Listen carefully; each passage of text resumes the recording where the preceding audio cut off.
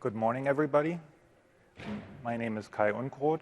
I'm a program manager in the SQL Server Analysis Services team. Particularly, my focus is on Power Pivot for SharePoint, how to integrate our engine with SharePoint, specifically in the current release, SharePoint 2013.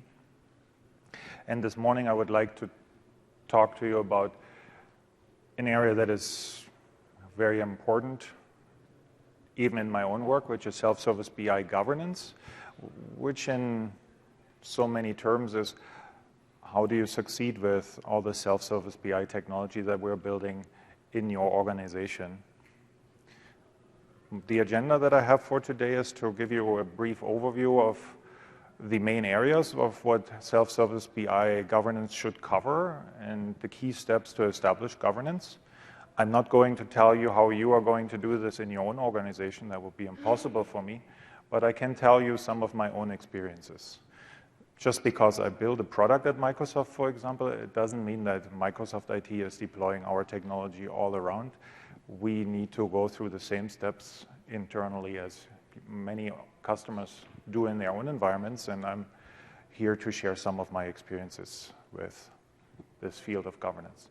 I will also discuss this self-service BI reference architecture that I think is relevant when it comes to questions of how do you go about bringing self-service BI in a productive way into the organization. We'll also discuss some of the areas where Microsoft BI is unique in its value proposition in terms of what managed self-service BI is. That is actually our offering. We don't just offer self-service BI, we offer this managed component with it so that the IT organization can still remain in control while the business user can very freely build solutions. And that is pretty much the focus of the self-service BI governance, to help the business user do BI in a way that it doesn't lead in a dead end, but that it actually produces value for the organization, that it actually produces meaningful insights. And then in the last step, I will show you, it goes across the demos that I have today, how to move from self-service BI into enterprise BI, what the enablers are there, and why these two play so well together when you follow some very simple principles. And at the end, depending on how much time we have, we'll have a Q&A if you have questions.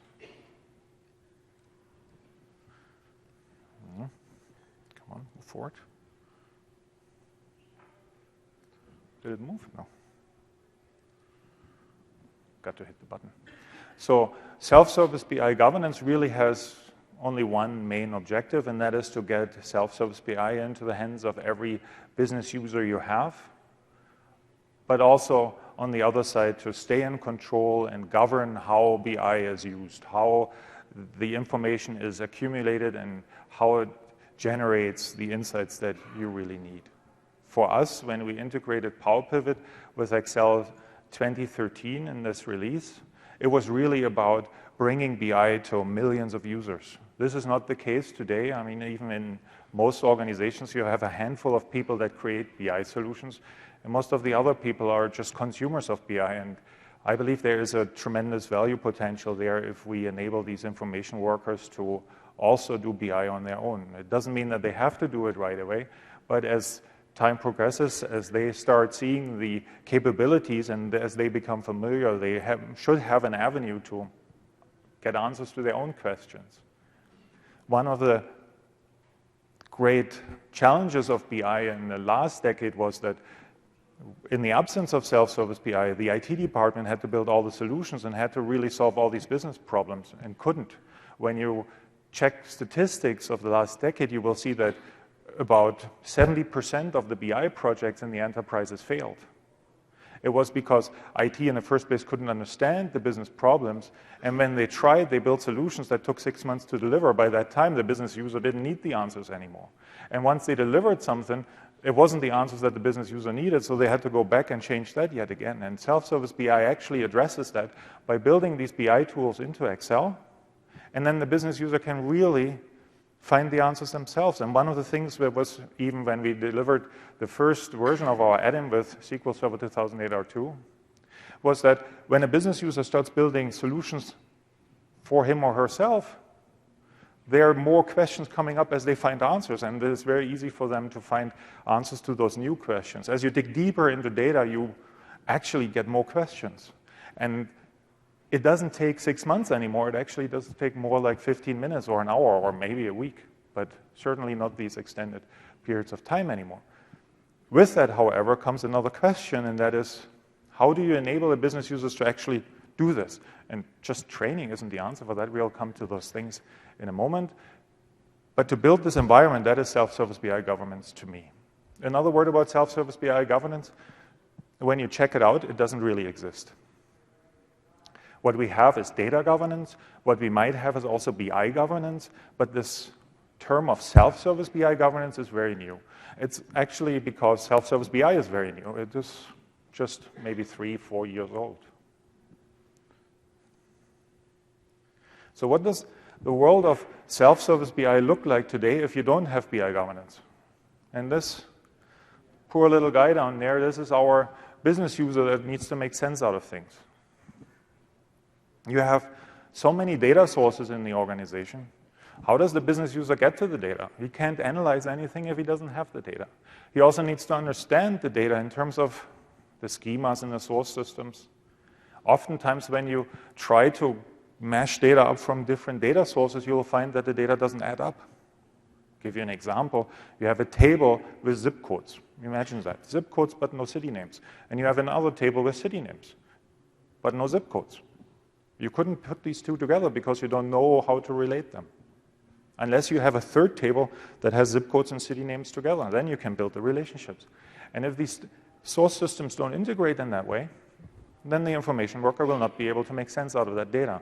Then all you have is data noise. You don't have information. So in the classical way, the IT department builds all these data warehouses and business reports that the business user can consume. Then we have SharePoint resources. We can have business data catalogs that we can go to. And then SharePoint actually becomes this main delivery platform for BI. And that is one important aspect in self-service BI. You have this personal BI level where the user just goes with Excel, sucks data in from wherever, does its own analysis, has fun with data. That's also one of the aspects that I would like to point out in self-service BI. People are always on business value. I think business intelligence is the wrong term. Data analysis should be fun. You should be able to just pull in weather statistics from the internet and mash it up with some sales data and see if customers buy more if the sun is shining. But that's still a business problem. Others might just analyze their video collections.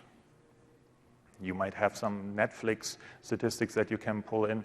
Social networks provide you with an abundance of data that you can use. But that's all personal as long as you have it on your workstation. The moment you upload a workbook into SharePoint, and if that SharePoint farm is BI enabled, then it becomes a team solution. And what happens in that process is you actually get into a whole new level of BI. When you publish a workbook and another user is using that to derive his or her own answers from it, that person trusts basically that the information in that workbook is accurate. And if that information in that workbook is not accurate, then this person might run off into the wild. There's the next level where you can take this team BI solution and actually build an enterprise BI solution on top of that. And if that data was not accurate in the first place, then all of a sudden you have the enterprise making business decisions that might actually be fundamentally wrong just because nobody ever wondered where this data originally came from. And again, that is what business intelligence governance is supposed to address. Let me give you a little demo of what I was just talking about. Let's do this self-service BI. If my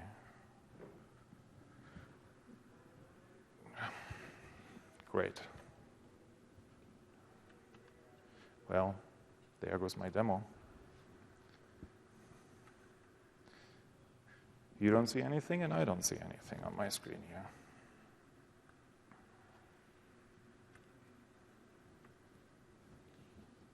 Let me unplug this for a moment. Hopefully it comes back. This is just a white screen. No, I unplugged it. Let me switch this off.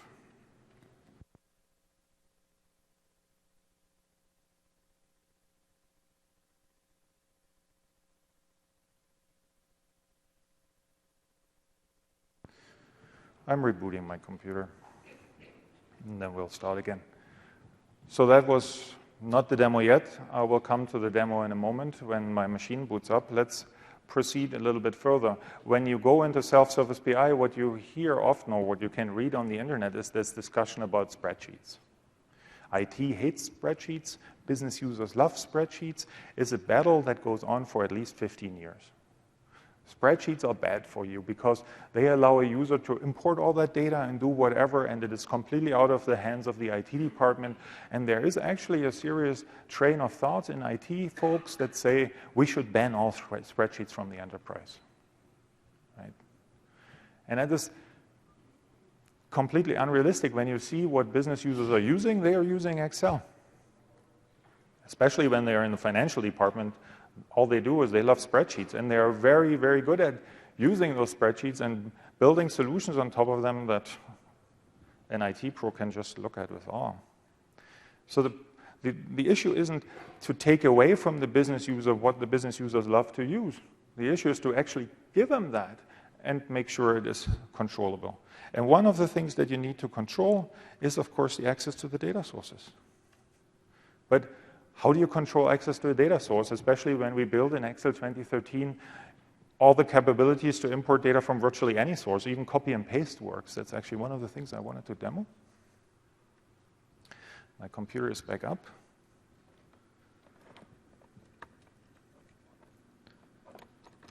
It's just a little notebook. There am I. I'm bringing up Excel after link starts. And what I want to demo is a self-service BI scenario where I start with a sample workbook. The sample workbook is just created by following the tutorial that is in Power Pivot. If you wanted to create this solution, the starting point yourself, just bring up Excel, bring up the Power Pivot window, and press F1, and there's a little tutorial in there. It takes about 1.5 hours to complete this tutorial, maybe 2 hours. And then you end up with this. My workbook is in recovery mode because I hard booted my computer. Let's close this out. So what you see here is just a pivot table with some sales information. And the tutorial also explains to you how you use a Power View report inside of an Excel workbook. It's very simple. Basically, they show you the sales amount, I believe, per city, which is transposed on a map. But I'm now my information worker, and I have this business solution on my workbook, and I browsed the internet, and I found some really cool data on the internet, which I wanted to show you. And I'm very excited about this data, and I'm going to mash this data up with my sales analysis of my company. Come on.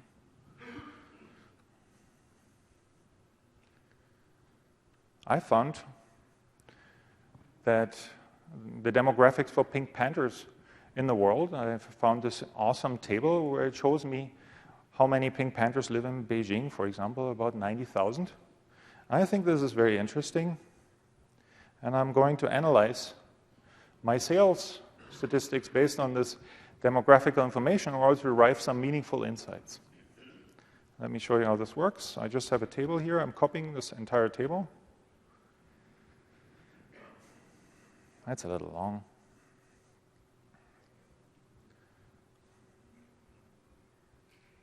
So, other more realistic scenarios might be that you find data feeds on the internet. The government has a lot of data that it shares openly.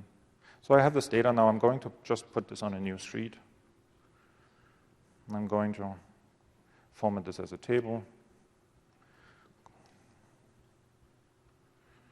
I'm going to call it pink panthers.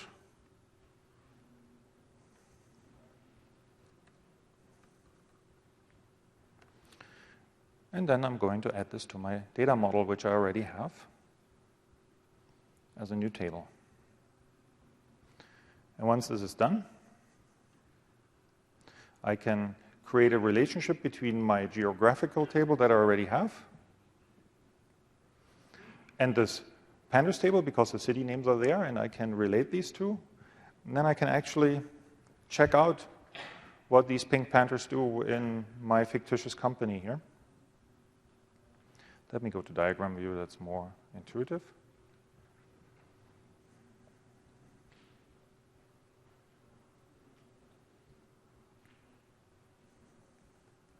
So there are my pink panthers. My geography is here. I can say, okay, give me that city name on city name. Now I have a relationship between these two tables.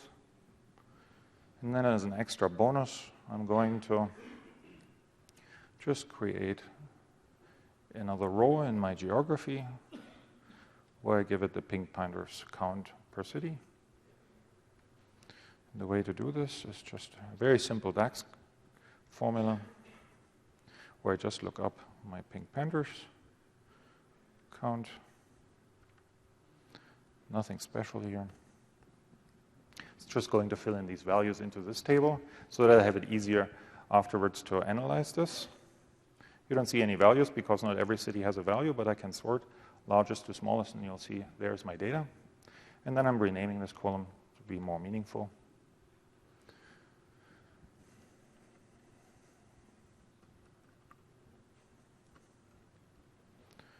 And that's all I need. Now let's analyze this data. I'll throw a new pivot chart on a new worksheet so that we can have a graphical representation. And of course, this is a demo. I played a bit with this data already. I know what I'm looking for right now, but in the real world, you could now explore this and play around until you discover something. I already discovered it. So I'm going to take my city names, put them on the x-axis. I'm going to go to my facts table. Actually, I'm going to put my pink panthers count on here.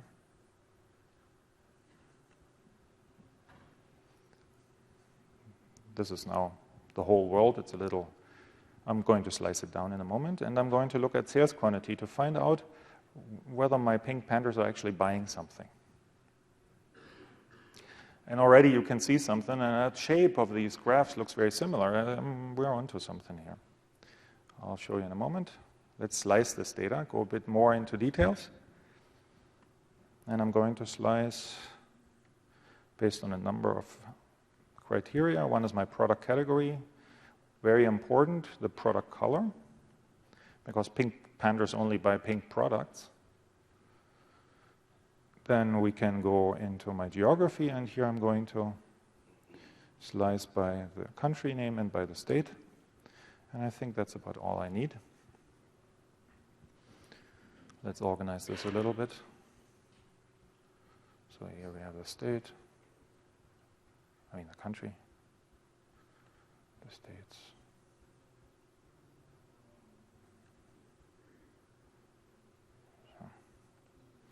And the color, and the product category. I'm going to make it short. I'm not going to iterate too much. Let's go to cell phones and pink, and then let's look at the United States.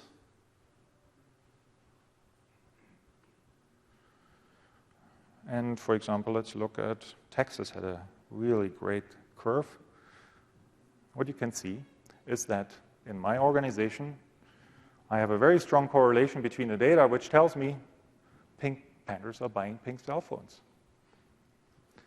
Now I can take this one step later. I'm really excited about this finding now. Now I'm going to even go one step further, and I'm going to calculate out the market potential that I have to sell to pink cell phones to pink panthers, because you can see here, the blue line is actually my panthers, and the orange line is the sales quantity. Obviously, I still have some pink panthers that haven't bought a pink cell phone.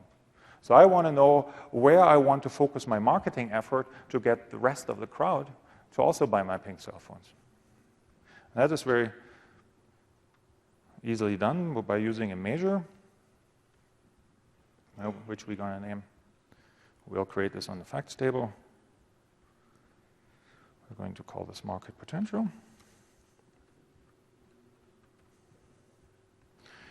And here I now need to write what we call a DAX expression. You often hear that BI is very straightforward in Excel. DAX is not as straightforward. Users will need training on how to work with DAX. It's very simple, similar to the Excel formula, but that doesn't matter. It's usually the business problem that is introducing the complexity. The formula's language is really not the issue. It's more what information you're trying to get out of it. So for me, it's first I'm going to have an if, and I'm going to say, oops, I need to type properly. It's a little small here. If the sum of all my pink panthers in the selected region, I can have multiple cities which will be aggregated automatically, is larger than 0, otherwise I don't have anything to calculate in this area. Now I'm going to calculate a value. This if formula gives me two possibilities. If it's 0, then I'll just key in 0 later. And if it's not 0, then I need to calculate my formula out, and my formula is really the sum of all my pink panthers in that given region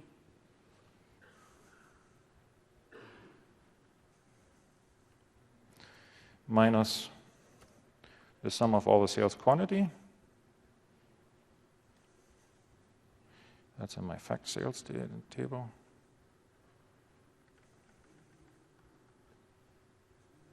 There you go. Oh, come on.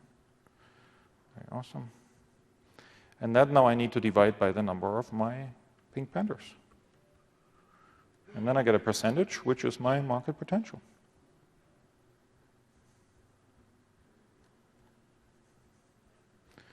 And for false, I'll just say the value is 0.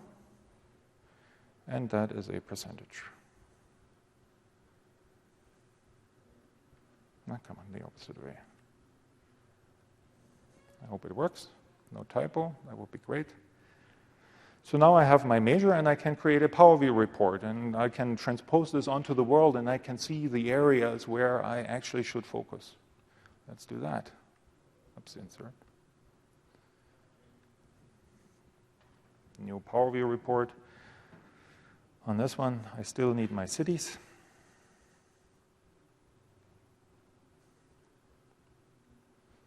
I'm going to use my sales potential, my market potential. Oops, these values don't look good. Something is wrong with my formula. Let's go back.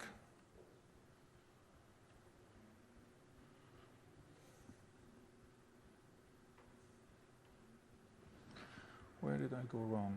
The sum of pink panthers minus my sales quantity divided by my pink panthers. That's right. Maybe I should just make this a number. No.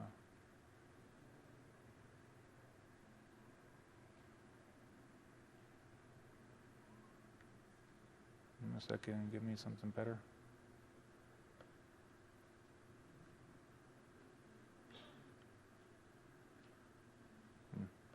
Yeah. So let's put this onto a world map.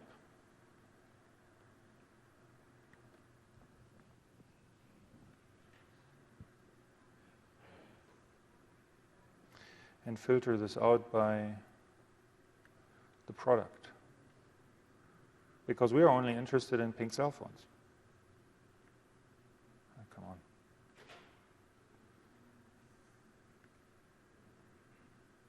There we are. I need the color, which should only be pink. I need the product category, which should only be cell phones. There we are. Looks better now. And of course, I should also just look at my map and say, give me just a certain region. Let's say 0.3 would be like 30%. Anything above it will be interesting to me. Anything below it is not really worth pursuing. And you can see that I really should focus my attention to the Great Lakes area and maybe to the Côte d'Azur in France. Now my boss sees this and he's super excited. And he goes, wow, Kai, you've got to share this with the team. This is revolutionary findings. Our company should really go after the pink panthers in these regions. And so I'll upload this to my SharePoint site. I already uploaded it because that would take a bit.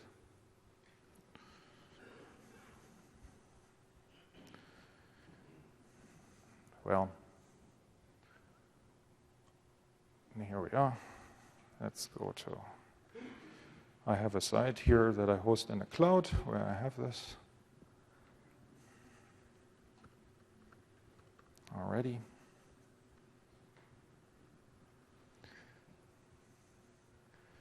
Here I uploaded it. Of course, I can go into Excel services, see this in the browser.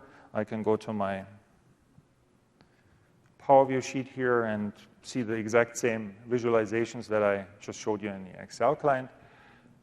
And now my marketing manager gets really excited about this, and he, however, is not really that fond yet on playing with Power View, where it's too interactive for him. My marketing manager is really just a guy who wants to look at a web page, see some numbers, and specifically he wants to focus on just the main area of my business, which are the regions that he cares about. He doesn't really care about Europe or any of these things. And my marketing manager actually has a BI Pro that builds him his business tools. So he goes to his BI Pro and says, have you seen this thing? I want you to build something on top of it, make sure that it works. And I have a solution for that. I'm going to cut it a little short at this point because of the issues we had before. But let me show you this. My BI Pro goes into Performance Point, and he's going to build a solution on top of my workbook. I'm going to just show you Performance Point Designer and the resources. Once this workbook is published into this SharePoint site, it actually can serve as the data source for other BI solutions. People can build entire BI solutions on top of what individual users created.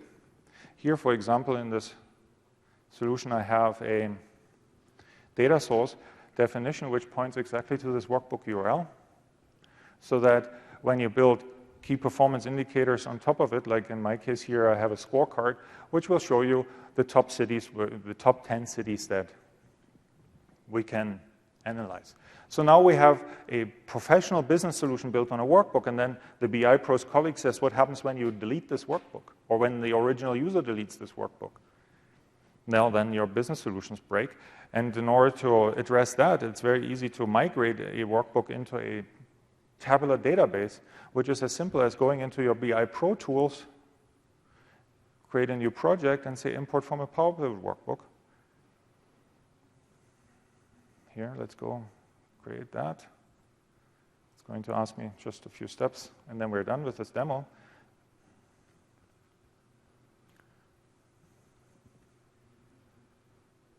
Going to use this workbook here.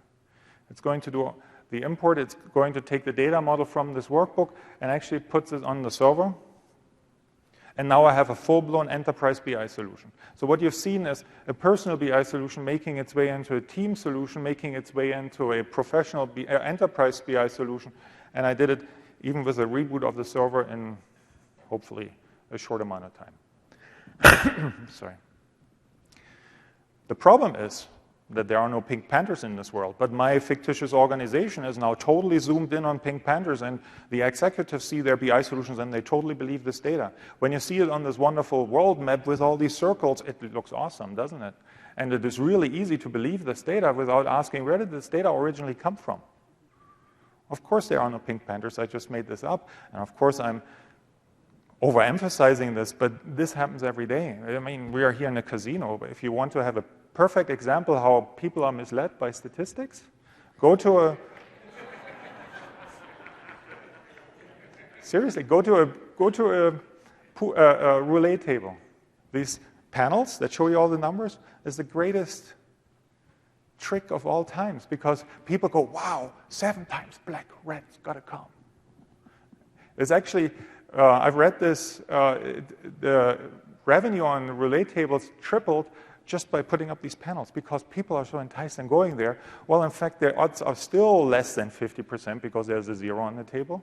This ball rolling around doesn't know what was the number before, and even if you were to say, oh, there's chances of 11 times black is incredibly small, Yeah, it's true. But the chances of now red is also incredibly small, and actually the previous 10 numbers can't change anymore. You really still have just a 50-50 chance.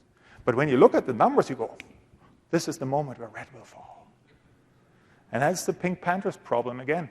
I actually showed you a number of problems. One was that the Pink Panthers don't exist. The other problem was I showed you a correlation between data without any proof. I just looked at two numbers, they looked the same, and I said, Pink Panthers are buying cell phones, pink ones. And when you believe that, and when you then build your analysis on top of this, you come to conclusions that are completely out of thin air. And then you publish this, and others who never understood how you created this, if you do it for your own pleasure and fun, then be my guest. But at the moment you make the transition into Team BI, at the moment you give this to somebody else, you actually have a responsibility that you don't guide this guy down into a dead end as a business user. And that's what self-service BI is supposed to do. It isn't supposed to go to the BI user, don't you ever copy those Pink Panthers into your workbook. It's supposed to be, do this for your fun, but when you go the next step, there's an important piece of responsibility that you need to be aware of, that you need to take into consideration, and that you need to be accountable for.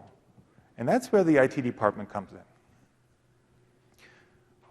Let me switch back to my presentation.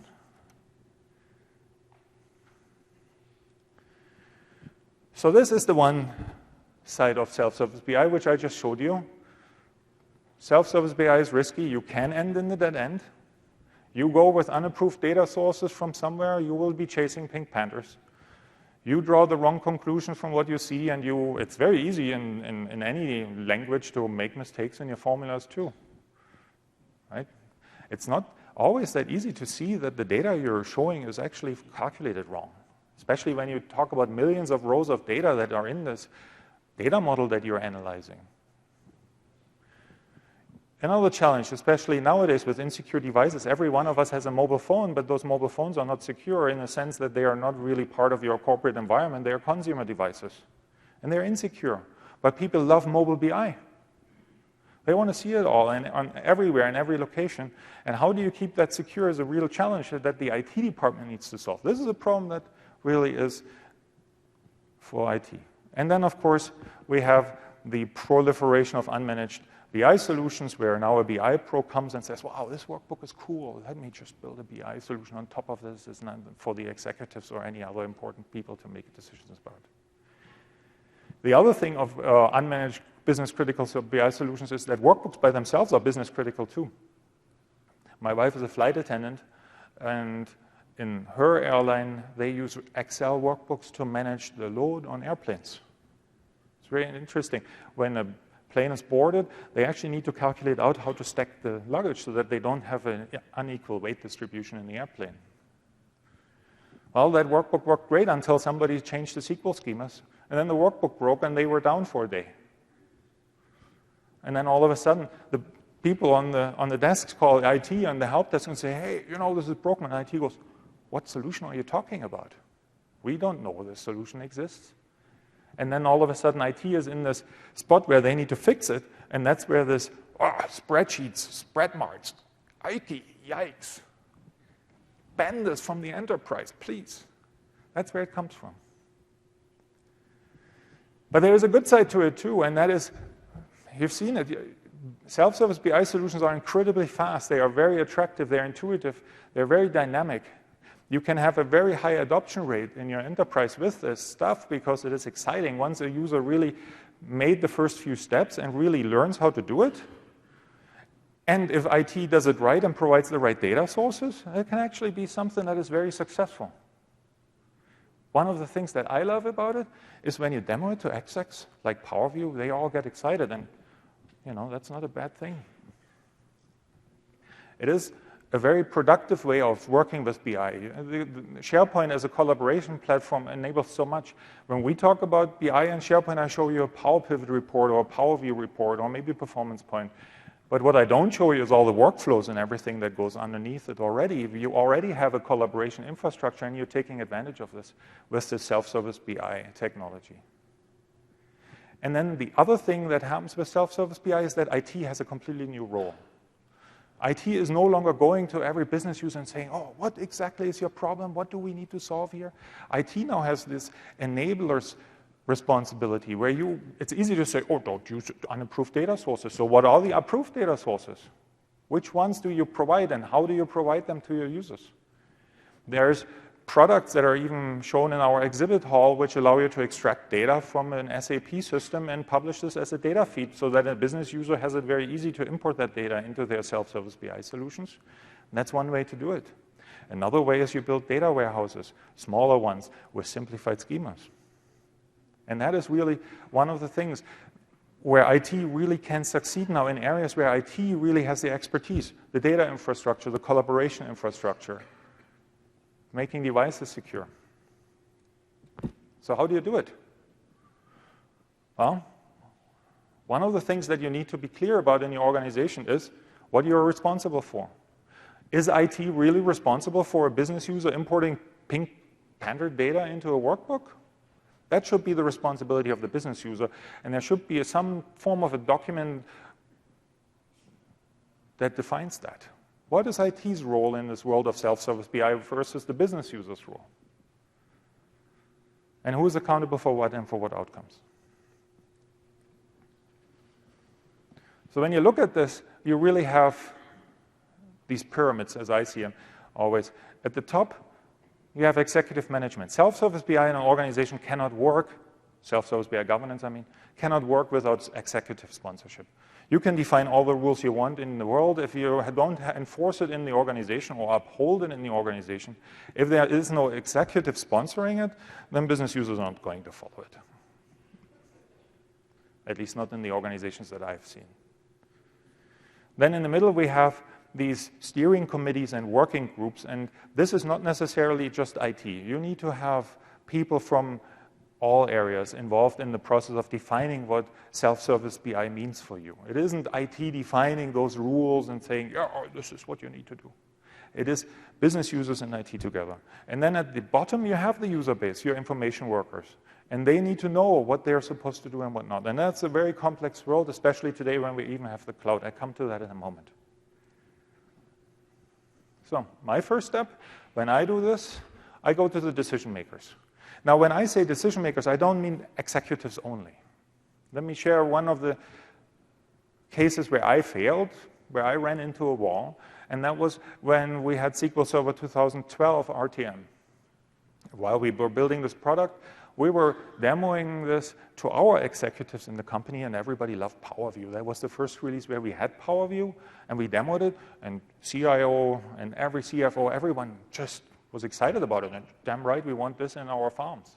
Now at Microsoft, we have topologies that are in the business units, like finance has their own farms, and HR has their farms, and those are all BI enabled. And then we have dog food environments, they're also BI enabled. And then we have these gigantic SharePoint farms, where we have 130,000 or more users every day, unique users every day.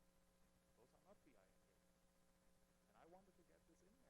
And we had the executive buy-in, but we didn't have the SharePoint admins. We were going executives, and when the CIO says, yes, we need this, then the road is clear. Well, it wasn't exactly that way. When we went to the SharePoint admins, they said, no, we don't know this technology, we can't maintain it, we can't uphold our service level agreement if you impose this upon us. And that was the end of that story. So what did we do? We invited those SharePoint admins into our working groups, and we designed the product with their direct input, with the question, how do we need to build this so that you can enable BI, at least at the basic levels, in all our farms? And that's when we had this design change. That was one of the major contributing factors that we changed the design in SQL Server 2012 SP1 for SharePoint 2013. What you see now is that in the new architecture, our servers are outside of the farm environment so that the SharePoint admins don't have to deal with the BI technology that directly anymore. And then we have this BI light-up story where you can enable the BI features in stages. I'll come to that in a moment.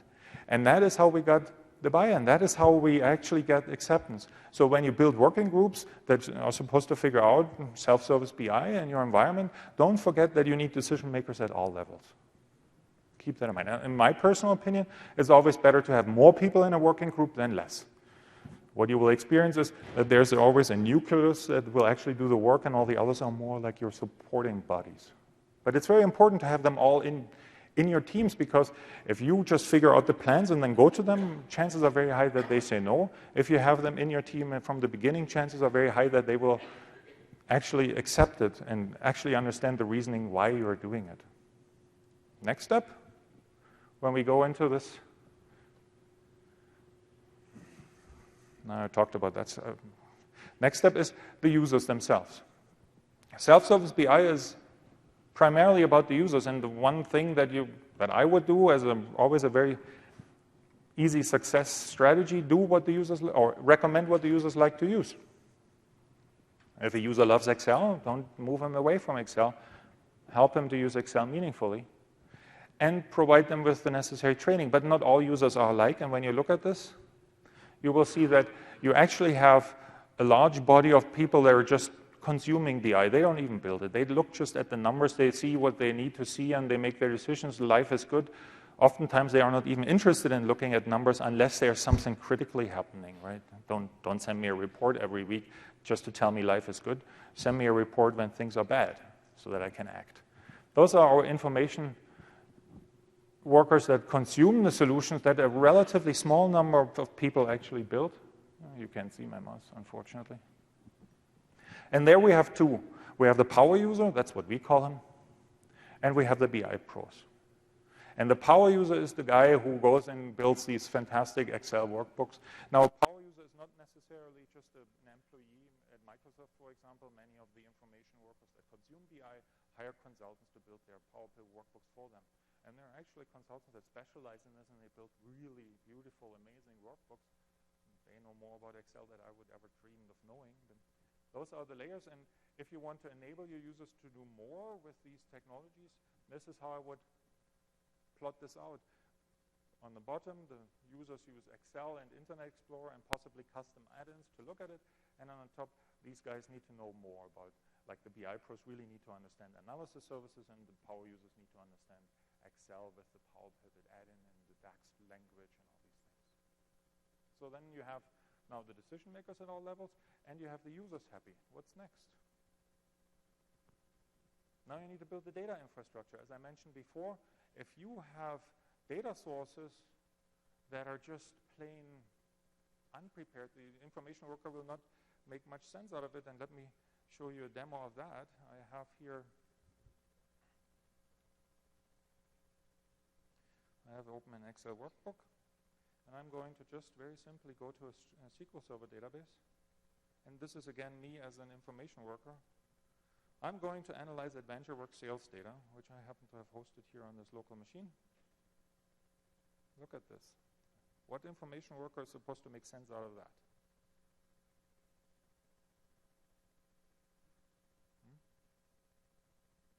Truth is, you can't. Unless you really understand the data source and the schema and how this was organized, you wouldn't even know what tables to import. And if this is a production database, and let's say a medium-sized enterprise with their sales data in here, you can't really, I mean, you can. In Excel 2013, we don't have any data size limit other than your physical memory on your machine. You can suck in a lot of data, but chances are it's not the way you should be doing this. So how should you be doing this? You should provide a layer where you build either very denormalized, simplified, small databases in a data warehouse where users can go to and import the table. Also understand how the business user sees the world. I mean, the business user understands a table, right? Then there is a next layer where they understand relationships between tables, and that is not really always a given. That's already Excel users, for example, didn't have to deal with relationships until now that we built Power Pivot into it. There was no table relationships or VLOOKUPs. This is not useful for a business user. IT's challenge here is to build the layer on top of these data sources that business users can easily consume this. And they actually can find the data. So there's another thing. Open up Excel in your own environment and say, I'm going to analyze customer data. Where would you find it? You don't even know. So oftentimes it is very difficult to really locate the data sources that you need. And that is what I mean when I say build the data infrastructure. Make it easy.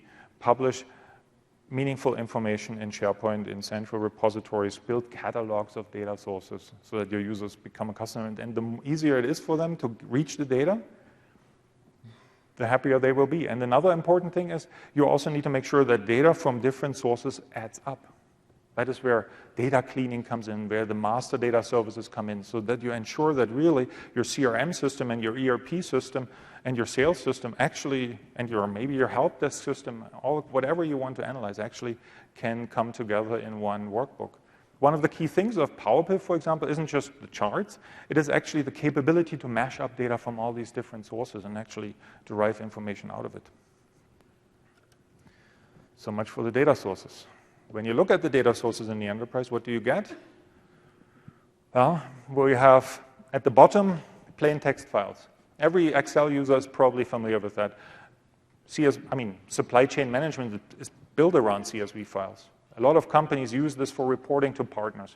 The partners go to an extranet site, download CSV files, and then they do with it whatever they want. And a layer higher, we have the web content. This is where the data feeds come in. This is where actually the tables come in, just like I copy the table from a web page. On top of that, we have the relational database management systems, which are more complex, but they are also more powerful, and they are faster. And the classical ones are SQL Server, Oracle, and a number of others. On top of that, we have the multidimensional build cubes, what we call multidimensional databases. This is a new format, what I showed you, by importing a PowerPiv workbook into AS that is actually then at the end of the day a tabular database. And these databases can be consumed in two ways. You can actually use them as data sources and just analyze them, or you actually mash them up with yet other data. And on top of that is a relatively new one, that's big data. With big data, I don't mean trillions of rows. What I mean is unstructured data that is processed by using a map-reduce algorithm, and the most common one nowadays and always in the headlines is Hadoop. So with Hadoop and Hive, you can actually go, and there's an ODBC driver for Hive, you can go and import big data into an Excel PowerPiv workbook, you can import it into a AS multidimensional source or into a tabular source. Those are the data sources that you have at your disposal as an IT department, and to build a data infrastructure that makes sense and is easy to use. What's next? Next, you need to enable the seamless collaboration, and that is, if you're all familiar with SharePoint, that's probably the easiest part for you guys, because this basically means deploy a SharePoint environment and BI enable it. Deploy Power View for SharePoint and deploy PowerPiv for SharePoint to provide your users with a rich collaboration environment that gives them the features that they need to really share the information that they dig up. But SharePoint isn't the only one, right? We have files on local drives. Talk about those Slate devices. We have network shares where people share workbooks still today. Just because you have a SharePoint farm doesn't mean they only upload it into SharePoint. We also have email. Probably every organization is challenged with users sending spreadsheets around for reporting. It's a very common way to communicate business information. And then again, it's very hard to read on the top there, it's the cloud. Right? We have SkyDrive and we have SkyDrive Pro now. The question, for example, at Microsoft is, what data can you put on SkyDrive and what data can you put on SkyDrive Pro? SkyDrive at Microsoft is for personal use only. If I put business internal information into SkyDrive, I'm in trouble. Does Microsoft prevent me from doing it? No, there is no firewall blocking me. But however, a policy that says don't publish business information on SkyDrive. And that's communicated, and we have an intranet site where I can go to and see all these rules, and I'm familiar with that. And so when I work with my data, I'm not going to put it on SkyDrive because I know this rule exists and is enforced. That's governance. How do you take control of this? There's now the question, what do you need to take control of? One is, do you need to take control of local devices? If the workstation is connected to the network, and if I just do my personal BI solutions with it, chances are you really don't need to care. If I want to measure up Pink Panthers on my own pleasure pastime, what does the IT department have to care about that? That's not really that important. Even if I am a decision maker and I do my own thing and I make the wrong decisions, well, that's still my responsibility, I think. IT shouldn't be in the vice for that. But when I put it on a network share, it's already becoming interesting because now I'm actually sharing. How do you take inventory of your environment? How many of you know how many worksheets you actually have and what's in them? And that's actually where we come in with our auditing and control management server, which will be released in a few months, which integrates with SharePoint 2013. But it goes further then, also into SharePoint 2013 directly. ACM integrates with that too. And SharePoint 2013, together with Exchange Server, also gives you the ability to audit what spreadsheets you have in your mailboxes. You can build an e-discovery site and actually get this information together.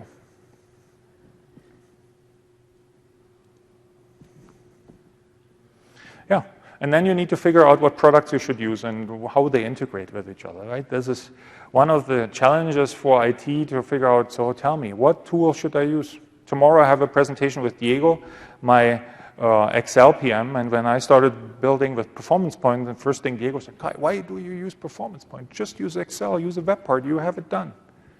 Right? And that's the same question that the organizations have. What tools do you use for what purpose? Well, my answer to that is use what works. Excel goes a very long way. Now with Power View, it goes even further. But there is still value in building enterprise BI solutions. Have a formal approval process for those. And then you need to build the infrastructure that enables you to use all of those together. Just like I showed you, where I had a Performance Point report or scorecard, basically using a workbook as a data source. And then migrating that workbook into a table-based database for AS.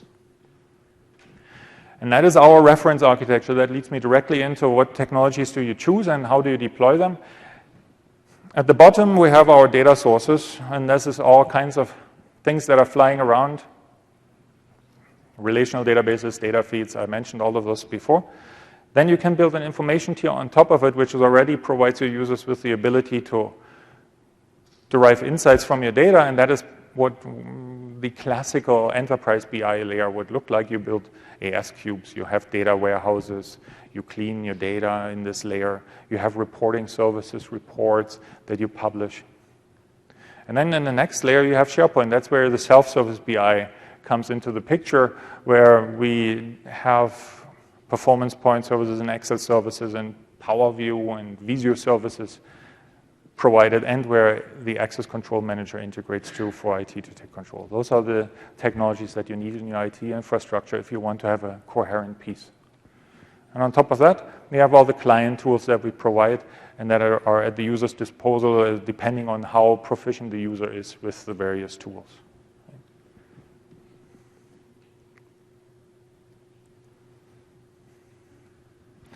I talked about our BI light-up story. It's relatively uncomplicated to build small BI environments. When you really go into a massive scale, things get a little bit more complicated, especially when you want to scale out. We simplified this now in the new release for SharePoint 2013 in the sense that the AS servers are now separate from the farm. You only register them in Excel services, and Excel services is immediately able to load data models onto the server and give you the workbook in the browser with full interactivity. Scaling out, if demand increases, is as easy as installing another server here and registering it in the Excel services configuration. There's no additional component that you need to install at that point when you scale out. So you have an easy way to grow as you go. And the light-up means that you don't actually even need to install anything other than SharePoint 2013. At the most basic level, you install SharePoint 2013 on one machine, and you have an AS server on another machine, and that's it. You configure ECS, and ECS Excel services will give you the browser interactivity. Now, when a workbook has a Power View sheet embedded, that will not render because that will require reporting services in your farm. And that is the second level where you go actually and deploy reporting services in your environment. And then you have that functionality, but it doesn't mean that you have all the BI functionality yet because you haven't deployed the Power Pivot add-in yet. And the Power Pivot add-in actually does something for you in the self-service BI governance world. It brings you a management dashboard into your farm. There are other important features like schedule data refresh, all these things. But the real important one for governance is this management dashboard, which allows you to see, who are my users? Who is using these workbooks? How many workbooks do I have in this particular farm, and what's my system health, my system performance around it? Workflows, I mentioned that already in SharePoint. I suppose you are all familiar that you have workflows in SharePoint, and those can, of course, be applied workflow definitions to your BI solutions. As you publish them, you can have approvers to make sure that no pink punters ever make it into your critical decision processes. And here's the management dashboard. I already mentioned it. When you deploy the Power Pivot add-in, you get this management dashboard, and that is when we go from the self-service BI, where everything is out in the blue, to let's take this under our wings as an environment that we manage. And manage here means discover what workbooks you have, discover who uses it, discover how many users are using it. If you have a workbook that your executives are using, chances are you might want to move this into an enterprise BI solution. You don't want the user who originally created this workbook to just delete it and then have an exec yell at you because the workbook is gone. Another criteria would be if you have a workbook that a large number of users are using, it's again a very good candidate to say, oh, that might be a business critical solution here. We might want to take care of this. We might want to move this into the hands of BI. And the key point here is that IT didn't create the solution. IT is taking the solution over. That's also some of the value that self-service BI gives you. It's no longer an BI pro going to a business user saying, oh, tell me all your requirements. The business user can come to the BI pro now with an almost ready solution and say, now I want additional stuff. Let's say security, role-level security. I want different users to see different data in my model. This is not possible with Power Pivot, but you can do this in a tabular database, and then you take this workbook out of the hands of the user, put it in your servers, extend the model, and have then a professional corporate BI solution that is maintained with service-level agreements.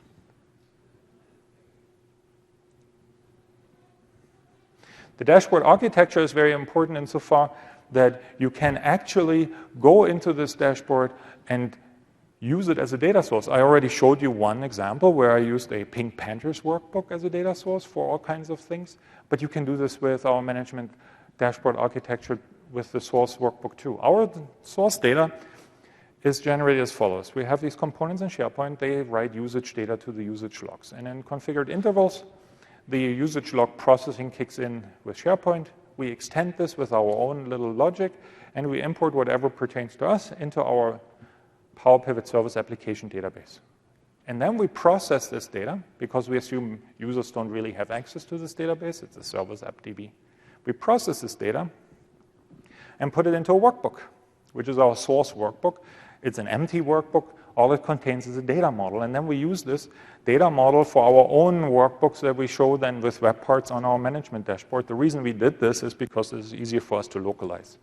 We have 40 different languages, so these are thin workbooks. That's what we call them. And they are available in 40 different languages, depending on what language you install. And the actual source workbook is just one big piece. So we don't have 40 times 100 megs sitting in a document library, for example. So let me show you the management dashboard. And let me show you how to connect to it so you can do your own analysis beyond what we show you on the dashboard page. Actually, it's not on this computer, I think. Nope. Just a moment.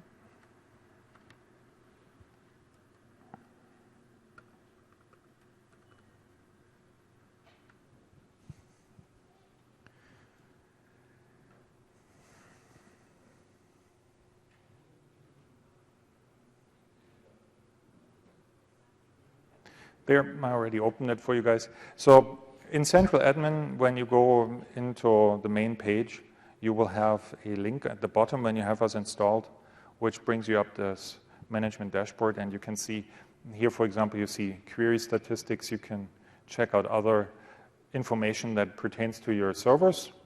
You can see there, does your server respond well? We can see here, for example, we have long-running queries, maybe 10% here. I think that's okay. Well, my demo system is not under load anyway. And then we have the workbook statistics. I can see here what workbooks my users are using. Of course, I don't have too many. But I can also go into this workbook source data and build a custom solution on top of it.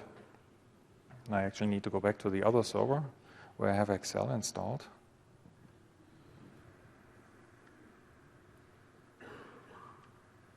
So let's go in here and bring in this workbook. All I need to do is go to Central Admin.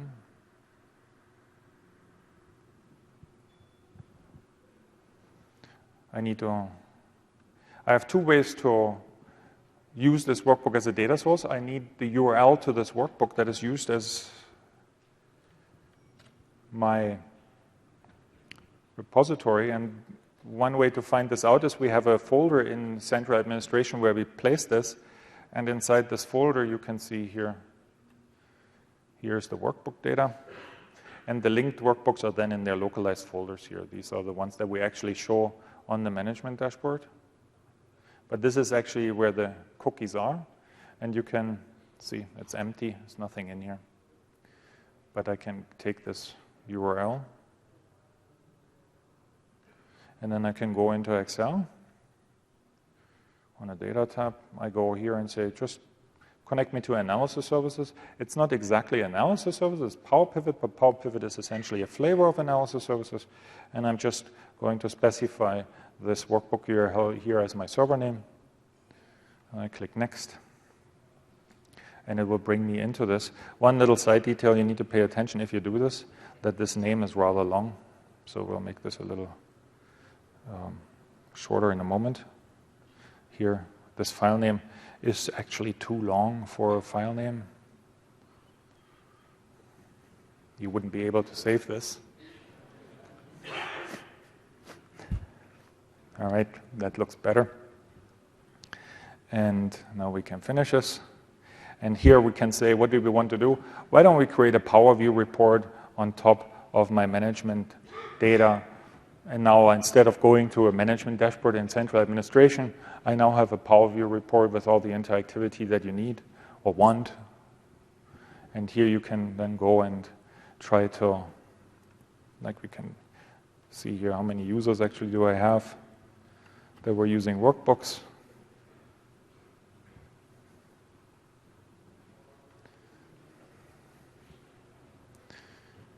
Oh, well, a few. And what workbooks did they use? And so I can see actually who was using what. I can use this management data, the performance data, mash it up with other information. One of the things that I do in test environments very often is we use Performance Monitor to log performance data into a SQL database. Performance Monitor can do this. And then I can mash this up as well. Things like that are very easy. I blogged about this. If you want to have information about these kinds of things, go to blogs.msdn.com/powerpivot. This is our team blog where we have all kinds of goodies, how to, process performance data and how to verify an installation of PowerPivot for SharePoint. And with that, I want to point out one last thing, and then we're through the content. And that is ACM. This is where you take it then to the next level. I talked about it briefly with Audit and Control Management Server. You can actually take inventory of your entire portfolio of spreadsheets as they fly through your enterprise. And you can do a lot more with it. You can actually compare spreadsheets. You can see the features that are within these spreadsheets. You can discover what formulas and what hidden fields there are, critical elements that are in workbooks. You can discover how many copies of the same spreadsheet are flying around. Those kinds of things are available with ACM. And ACM, there's a session coming right after this session here. It's in the Islander Ballroom, where Steve is going to go into a deep dive of what ACM server is and how you can use this to beef up your management controls in your self-service BI environment. That's the content I had. Thank you very much for your attention. Thank you. Thanks. For questions? Yeah, would you just repeat the blog URL? Okay, to repeat the blog, it's blogs.msdn.com/powerpivot. Yes? This discussion in our organization as we roll out BI as to whether to surface it within all the areas of our farm or to contain it within one BI web application and make users consume it Yes. So the question is, how do you, let's say, have a larger farm with a lot of users and you want to enable BI in stages for a specific set of users? Do I phrase that correctly? You have... Part of it is how to roll it out to different groups of users, but the other is whether we surface it to the entire farm. Yes.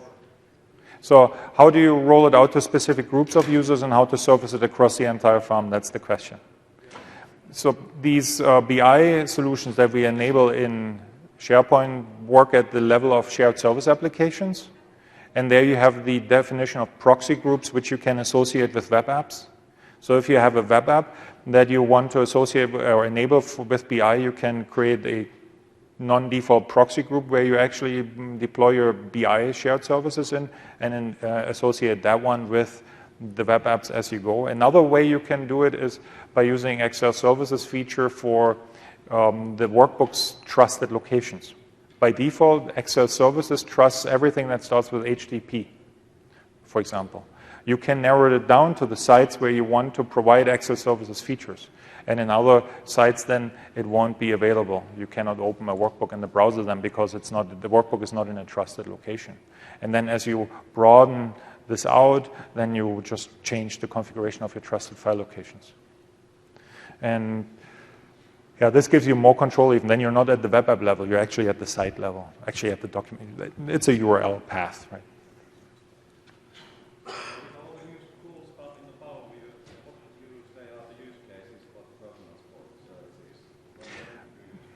That's a good question. What's the use cases for Performance Point in light of what Power View brings you? Well, Power View is really an interactive data exploration tool. It's for people who want to pivot around, drive around, look at data in different angles. For example, you cannot really disable edit mode in Power View. Right? I can look at a Power View report and I can always say edit this thing and then I work with it, see what's interesting. But not every user wants to do this. Some, especially decision makers, want to have dashboards and scorecards that they just look at to see the information that is important to them, and they just want to look at it. They don't want to really interact with us. And building those kinds of solutions is still very valid scenarios for Performance Point. It's also a question of what history your organization has with Performance Point. Do you already use Performance Point? There's no reason to abandon it. It's also a different level. The Power View data exploration is targeted at the information worker / power user, and Performance Point is really a BI Pro scenario. Right? It's more formal. Right? I mean, I wouldn't see an information worker ever standing up a dashboard on their own. They usually don't really understand the intricacies of working with Dashboard Designer, for example. But a BI Pro that is very proficient in Performance Point, yes, it's absolutely. They overlap, the tools overlap, but there are valid scenarios for both of them. I hope this answers it a little bit. One of the cool things that would be nice is to have the ability to take a Power View report and just import it into a dashboard with Performance Point and have it like a dashboard then without the editing capabilities, but that doesn't exist yet. Does? Yes, you can use Excel web apps and things, but you will still get the capability to edit the Power View report. Yes, but that's what I was aiming at, building a real dashboard where you cannot interact with it anymore. But yeah, you're right. Thank you very much. Oh, one more question?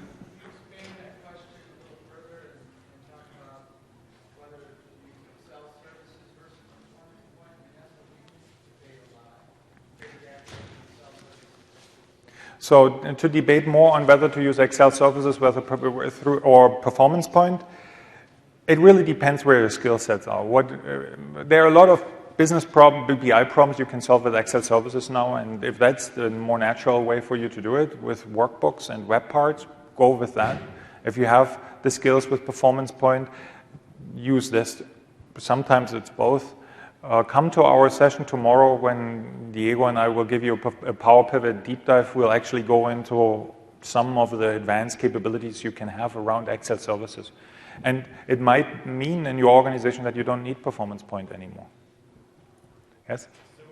So in today's environment, we have report designers who are specialists that deliver point solutions. Yes. With BI strategy, it seems that those specialists kind of be called information architects. Yeah. Create these workspaces, right? So have you seen any specific challenges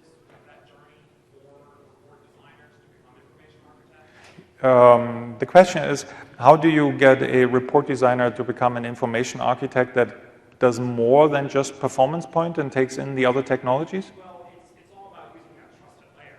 Yes. The master data management. Yep. So suddenly now these point solution delivery models won't work in that mode because they will continue to propagate that disparity that we have today. Mm-hmm. So in trying to transition that strategy, or any specific challenge that you've seen across the board as you move that solution forward? The challenges that I personally see in the space is that it's actually the opposite way around, that BI pros are trying to take over self-service BI. You see, they see the capabilities in Power Pivot, and then they want, give you a classical example. Security in a Power Pivot model doesn't exist. There are a lot of BI pros that come to you and say, oh, how do I get now two salespeople to see the different regions and not the other? And they actually zoom in on these self-service BI tools because they're easy to use, except that they don't provide the capabilities that this BI pro now actually needs. And that is actually where I see the friction, where the BI pros see this, like Power View is also an amazing technology. It's very, very attractive, and they want to use it, but it's not yet for their scenarios. And so to educate them exactly on what tools are for what scenario, that is pretty much the challenge that I see at the moment. And then, yeah, to be an information architect, I think this is a natural growth path that will happen. You're welcome.